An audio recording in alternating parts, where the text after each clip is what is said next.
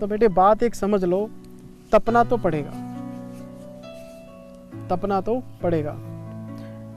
मेरे दादाजी मुझे एक हमेशा बात सुनाते थे, वो मैं आपके साथ शेयर कर लेता हूँ। शायद पुरानी बात होगी क्योंकि मैं खुद ही पुराना हो गया, मैं आपकी जनरेशन बहुत यंग है, मैं तो आपके लिए ही पुरानी जनरेशन का हो गया, तो मेरे दादाजी की कही हुई बात तो बहुत पुरानी हो जाएगी आपके लिए, लेकिन शायद आपके काम आए। मेरे दादाजी मुझे हमेशा एक एग्जाम्पल सुनाते थे, कहते एक मूर्तिकार था और वो 2 पत्थर उठा के लाया, उसको मूर्ति बनानी थी। उसके पास एक ऑर्डर आया था मंदिर में, भगवान कृष्ण की उसने मूर्ति बनानी थी। तो उसने 2 पत्थर उठाए, उसको सूटेबल लगे और उसने पहले पत्थर के ऊपर जब वार किया, उसको उसके ऊपर छेनी चलाई, तो पत्थर के अंदर से आवाज़ आती है, भैया बहुत दर्द हो रहा है, मत मारो यार। उसने फिर उसके ऊपर काम किया, उसने फिर उसको बोला, यार मत करो यार, मेरे को दर्द हो रहा है भाई, मेरे को मत मारो आप। उस मूर्तिकार को उस पत्थर पे तरस आया, उसने उस पत्थर को तराशना बंद किया, उसको साइड में रख दिया। उसने दूसरा पत्थर लिया, उसके ऊपर छेनी से वार किया, उसको पूछा कि तेरे को भी दर्द हो रहा है? कहता हो रहा है, लेकिन आप अपना काम करो, मैं बर्दाश्त कर लूँगा। उसने उस पत्थर के ऊपर इतना काम किया कि भगवान कृष्ण की एक सुंदर सी मूर्ति बन गई। जिन लोगों ने ऑर्डर दिया था वो मंदिर के लिए, वो मूर्ति लेने आए, वो मूर्ति को लेके जा रहे थे, उनका ध्यान उस चट्टान पे पड़ा। उन्होंने पूछा ये पत्थर क्या है? वो कहते हैं ये पत्थर हमारा फालतू का है जी। वो कहते हैं यार इसको भी ले लो। वो उस पत्थर को भी साथ ले गए। एक पत्थर की मूर्ति बनी हुई थी, एक पत्थर ने बर्दाश्त नहीं करी चोट, उस मूर्ति को अपने साथ ले गए। मंदिर में जब पहुंचे तो भगवान कृष्ण की मूर्ति को उन्होंने मंदिर में स्थापित किया, पूजन किया, मान सम्मान दिया, पूजा पाठ की। लोग आते हैं, माथा टेकते हैं, बहुत रिस्पेक्ट होती है। लेकिन वो जिसने बर्दाश्त नहीं करी थी चोट, उसको क्या करा, भगवान के चौखट पे लगा दिया उन्होंने। और लोग, पंडित जी बोलते हैं कि जब नारियल फोड़ना होता है ना मंदिर के अंदर, उस चट्टान का काम था, वो जब लोग नारियल तोड़ते थे, उस पत्थर की ठुकाई होनी शुरू हो गई। उससे पूछा कि भाई क्या? वो कहता तू पहले तप जाता, पहले तप लेता, पहले मेहनत कर लेता तो तेरे आज ये हालात नहीं होते। एक चट्टान ने छेनी की मार बर्दाश्त करी, वो भगवान कृष्ण की मूर्ति बन गया, उसको पूरी दुनिया पूजती है। और दूसरा, रोज उसकी ठुकाई होती है सर। ये हमारे दादाजी ने हमें स्टोरी बताई थी कि मेहनत कर लोगे, ज़िंदगी के पहले 25 साल आप तप जाओगे तो ज़िंदगी के आगे के 25 साल आपके बहुत बढ़िया रहेंगे। और अगर शुरुआत के 25 साल आप मेहनत नहीं करोगे, आलस करोगे, शॉर्टकट ढूंढोगे, अगले 25 साल आपको पे नहीं करेंगे। और मेरी बात बेटे एक समझ लेना, शायद आपके दिल पे लगे, मेरी बात बुरी लगे आपको, आदमी अपनी औकात के हिसाब से पैसा कमाता है। मैंने सीए की पढ़ाई करी, एक पेपर के ऊपर काम किया, तो मैं इतना ही, बस मेरा करियर है वो इतना ही है। और अगर मैं कोई रिसर्च एंड डेवलपमेंट में जाऊंगा तो उसके हिसाब से, मेरी इन्वेंशन के हिसाब से मेरे को मिलेगा। मैं कोई काम करूंगा नहीं, कुछ मिलेगा ही नहीं सर। मेरी बात मत सुनो, मैं गलत हूँ, भगवान कृष्ण गलत नहीं हो सकते, भगवत गीता में बोली हुई बात गलत नहीं हो सकती। भगवान कृष्ण अर्जुन को कहते हैं साफ साफ, तू कर्म कर, फल देने वाला तो मैं ही हूँ। तू कर्म कर, तेरे हाथ में कर्म है, फल देने वाला मैं हूँ। और अगर भगवान ये बात कह रहे हैं कि इंसान को सिर्फ कर्म करना चाहिए, फल वो दे देंगे, तो हमें इस बात पे विश्वास रख के काम करना चाहिए सर। और भगवान कृष्ण ये भी कहते हैं, जैसा कर्म करोगे वैसा ही फल मिलेगा। शायद आपको मेरी बात पुरानी लग रही हो, लेकिन सर यूनिवर्सल ट्रूथ है, जैसा कर्म करोगे वैसा फल मिलेगा। तो ये बात सीए फाइनल के बच्चे को बताने वाली है कि बेटे पढ़ ले, पास हो जाएगा, बेटे मेहनत कर, पास हो जाएगा, दिल लगा के पढ़, मन लगा के पढ़, पास हो जाएगा। शॉर्टकट ढूंढेगा, कम टाइम में ज़्यादा आउटपुट निकालने की, स्मार्ट स्टडी करने की कोशिश करेगा, उसके परिणाम आपको भुगतने पड़ेंगे। और अगर गलती से एग्ज़ाम पास कर भी लिया ना स्मार्ट स्टडी से, आगे प्रैक्टिकल लाइफ में भुगतोगे। पर्सनैलिटी, आपको कभी कॉन्फिडेंस ही नहीं आएगा कि आप सीए करके आए हो।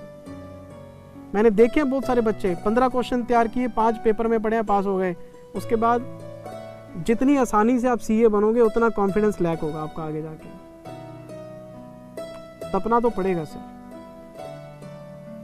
अब किसी बंदे को ये बात बोलने वाली है कि भैया शराब पी के गाड़ी मत चलाओ। अब शराब पी के गाड़ी चलाओगे सर, अगर ऐसा कर्म करोगे खड्डे में जाओगे। जैसा कर्म करोगे वैसा फल मिलेगा सर, ये बात तो फैक्ट है सर। बिजनेस को केयरफुली नहीं चलाओगे, लॉस में जाओगे। बिजनेस को दिल से चलाओगे, अपने कस्टमर की रिस्पेक्ट करोगे, आपका बिजनेस आगे बढ़ेगा सर। जैसा कर्म करोगे वैसा फल मिलेगा सर। आपका खाना पीना सही नहीं है, बीमार हो जाओगे। आपकी आदतें सही नहीं है, बीमार। भगवान कृष्ण ने साफ साफ बोला है, यूनिवर्सल ट्रूथ है, जैसा कर्म करोगे वैसा फल मिलेगा, फल देने वाला तो मैं ही हूँ। तो उनकी बात को मानकर सिर्फ अपने डेडिकेशन के साथ पढ़ाई करो, सिर्फ पढ़ाई करो, सिर्फ पढ़ाई करो। अभी आपके अंदर एनर्जी है, आप यंग हैं, जो एनर्जी आपके पास है मैं वो खो चुका हूँ। मेरी वो एज, मैं मिडिल एज में आ गया और मैं याद करता हूँ दिनों को कि शायद कुछ और कर लेता। मेरी बात समझ रहे हैं आप? आपको क्या लगता है कि मेरे लिए ये जो करियर है ये हमेशा से आसान था? आसान मेहनत करनी पड़ती है सर। मैं आज भी मेहनत, वही 2-3 घंटे के डाउट्स, वही 3 घंटे की स्टडी, वही रिकॉर्डिंग। सर सारा दिन कैसे निकल जाता है पता नहीं लगता सर। अपने बच्चे को भी पढ़ाना है, मेहनत तो करनी पड़ेगी सर, और पूरी लाइफ करनी। एक बात याद रखना, इन्वॉल्वमेंट और डेडिकेशन दोनों में फर्क है। सम्मिलित होना और समर्पित होना अलग अलग बातें हैं। तो अगर आप अपने काम के प्रति समर्पित हैं, रिजल्ट मिलेगा सर। आज नहीं मिलेगा, कल मिलेगा। एक बच्चा कहता है सर मैंने पेपर दिए, इंस्टीट्यूट ने मेरे पेपर चेक गलत कर दिए, मैं फेल हो गया। कब तक? एक बार एफर्ट आपका फेल हो गया, अगली बार इंस्टीट्यूट क्या रोक लेगा आपको?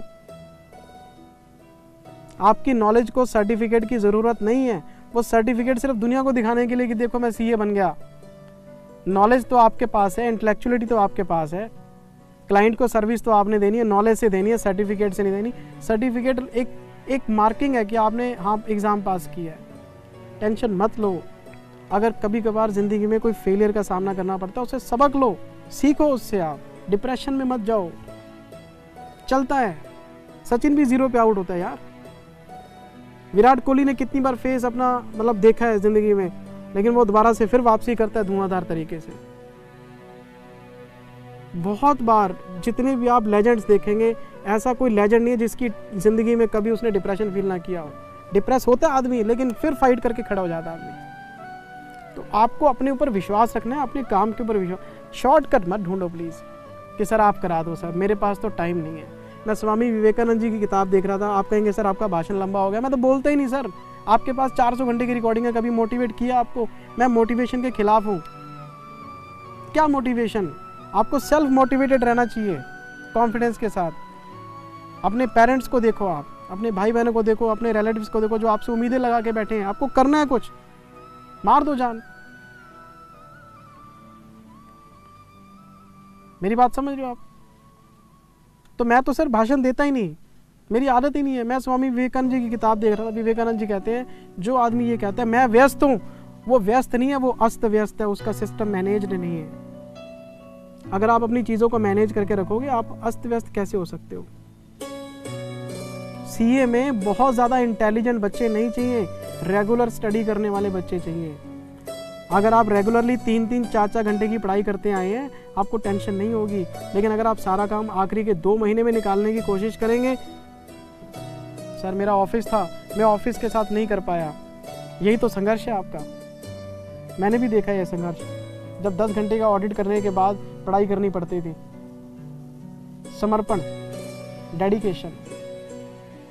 जो बच्चे अभी, जिनका टाइम पीरियड अभी बचा हुआ है, मेरी बात समझ लो प्लीज़। 2-3 साल मेहनत कर लोगे, डिग्री हाथ में आ जाएगी। उसके बाद क्या करना है, जो मन में आए करो। पेरेंट्स आपको रोकेंगे नहीं, आप फ्रीडम लाइफ में फील करोगे आप। लेकिन वो फ्रीडम कॉन्फिडेंस के साथ होगी कि भैया मैं अपनी पढ़ाई पूरी कर चुका, मैं अपनी ज़िंदगी अपने तरीके से जीना चाहता हूँ। जो करना है करो यार, कौन रोकने वाला है आपको? जिंदगी का पहला और आखिरी principle, don't blame others for your failures, blame yourself. किसी को ब्लेम मत करो, अपने आप को ब्लेम करो। और जिस दिन अपने अंदर कमी ढूंढ लोगे, किसी बच्चे का कंपटीशन किसी के साथ नहीं है, अपने साथ है। अपनी कमियों को जिसके ऊपर दूर कर लिया, उसको फाइंड आउट कर लिया। अब क्या स्टूडेंट को ये बताने की जरूरत है कि तू नहीं पढ़ेगा तो फेल हो जाएगा? उसको पता है इस बात का, नहीं फाइट कर पाता वो। किसी को फ्रेंड सर्कल नहीं पढ़ने देता, किसी को सोशल मीडिया नहीं पढ़ने देता, किसी का मन नहीं लगता, कोई फ्यूचर के बारे में सोचता रहता है। सर इन चीज़ों को तो आपको कंट्रोल करना पड़ेगा। हम लोग तो पढ़ाने वाले हैं, हमने पढ़ा दिया, बात खत्म हो गई। मेहनत आपको करनी है। सपने देखो, सपने देखो, सपने आपको आगे बढ़ने की प्रेरणा देते हैं। मैं जब दिल्ली में आया था सीए करने के लिए, मैं पहला संडे आया, सीपी में घूमने गया, वहाँ पे TNT मोटर्स का शोरूम होता था, मर्सिडीज़ का, बड़े बड़े शीशे ट्रांसपेरेंट। अब अंदर जाने की हिम्मत नहीं थी, बाहर शीशे के साथ चिपक ऐसे देखते रहते थे। अच्छा ऐसी भी गाड़ियाँ होती हैं। सपने देखो सर, और जितने सपने आप अपने लिए देख सकते हैं, बड़े से बड़ा सपना, उसको पूरा आप अपने आप कर लेंगे। उस चीज़ को टारगेट्स हमेशा बड़े रखो लाइफ के अंदर। नहीं जी मेरे को तो जॉब मिल जाए, लाख रुपए महीने की, मेरा तो 12-15 लाख रुपए का ये गलत सोच है। ये आज मैं लंबा खींच गया, sorry for killing your time. मेरी बात समझ रहे हो? मेरे को मोटिवेशन करना आता ही नहीं सर, मैं खिलाफ हूँ इन चीज़ों के। क्या मोटिवेशन? पढ़ाई करो, पास हो जाओ, बात खत्म हो गई, बस दैट्स इट। अच्छा जी, एक बच्चे ने मेरे से 2 क्वेरीज पूछी। आपको पता है मुझे 2-3 दिन लग जाते हैं, क्योंकि बच्चे ज़्यादा हैं, तो क्वेरीज मैं बैठ के खुद सॉल्व करता हूँ। सीए मैंने रखे नहीं हुए, क्योंकि मैंने पढ़ाया, मैं ही क्वेरी देना चाहता हूँ। उस बच्चे को 2 दिन लग गए मुझे क्वेरी करने में, उसका इतना बड़ा रेड मार्क आ गया। पता मुझे वो क्या कहते हैं, आपने मुझे 2 क्वेरीज का जवाब नहीं दिया, मैं तो फेल हो गया। अगर 2 क्वेरीज का आंसर नहीं आने से आप फेल हो गए, तो 400 घंटे का कंटेंट बेकार है आपके लिए। थॉट प्रोसेस ही गलत है जनरेशन का, गलत है ये। हमारे टाइम में हम सेल्फ स्टडी करके पास हुए बंदे हैं। हमारे टाइम में तो कोचिंग ही नहीं थी सीए की, कोई बताने वाला ही नहीं था। फॉर्म कहाँ भरना, इंटरनेट था नहीं, रिजल्ट भी ऐसे ही जाके देख के आते थे हम, कोई बताने वाला नहीं था। आज इतना पता था कि अगर मैं फेल हो गया तो मेरे बापू ने मेरे को दुकान पे बिठा देना है और मुझे फेल नहीं होना। उन्होंने कह के भेजा था मुझे दिल्ली, जब तक तू पास होता रहेगा आगे पढ़ता रहियो, जिस दिन तू फेल हो गया वापस आ जाइयो। तो मेरे पास फेल होने की ऑप्शन ही नहीं थी, और ये बात दिमाग में रख के पढ़ते थे, यार फेल नहीं होना, नहीं तो बापू ने दुकान पे बिठा देना और पूरी ज़िंदगी में मत्था मारता रहूँगा दुकान पे। बाकी सर देखो, मेरे को एज अ सीनियर अगर आप एडवाइस लेंगे जो मैं बोल रहा हूँ तो बहुत बढ़िया। अगर कोई बच्चा नाराज़ हो गया, अच्छा हमें भाषण दे रहे हो हैं, हमें भाषण दे रहे हो, मैं उससे सॉरी फील करता हूँ। मेरी क्या औकात है सर मैं आपको कुछ गाइड कर दूँ। मैं तो आपको सिर्फ बड़ा होने के नाते बता सकता हूँ चीज़ें, सिर्फ चीज़ें बता सकता हूँ। मेरी बात समझ रहे हैं आप?